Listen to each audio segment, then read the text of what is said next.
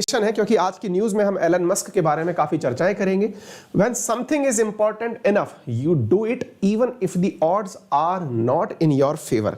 ये वो व्यक्ति हैं जिन्होंने दुनिया के सामने अपनी जिद को मनवाने के लिए तमाम प्रकार की रिसर्च कर डाली। अपनी जिद चाहे फिर वो मंगल पर पहुंचने की हो, अपनी जिद फिर चाहे एक इंजीनियर की कहानी जिसने ना कि बायोलॉजी का क्षेत्र नापा हो बल्कि स्पेस का क्षेत्र नाप दिया, चाहे फिर वो मार्केट हो, कार की कंपनी हो, यानी कि इन्होंने जिस भी सेक्टर को टच किया उसके एक्सट्रीम पर पहुंचे और एक्सट्रीम पर पहुंच करके आज दुनिया के नंबर 1 पैसे वालों में इन्हें गिना जाता है।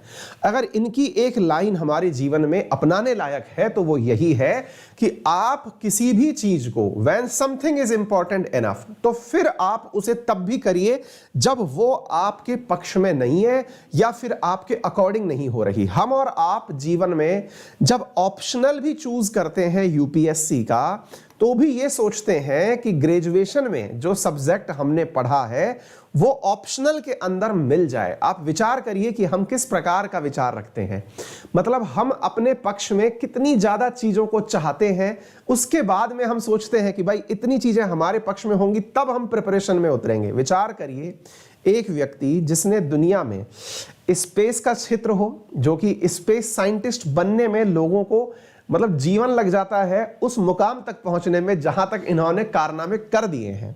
फिर चाहे इसके बाद में इलेक्ट्रिक कार निर्माण का काम हो जो कि अपने आप में बिल्कुल डिफरेंट काम है, फिर चाहे सैटेलाइट इंडस्ट्री की बात हो, चाहे फिर पैसों की बात हो, चाहे टेक्नोलॉजी की बात हो, और आज के एक सवाल में आप बायोलॉजी के सेक्टर में इनकी चर्चा करेंगे। और आप इस बात से अंदाजा लगा के देखिए कि हमने और आपने अपने आप को कितना रेस्ट्रिक्ट किया हुआ है चीजों को लेकर कि मेरे समर्थन में होंगी चीजें तो मैं आसानी से तैयारी कर पाऊंगा।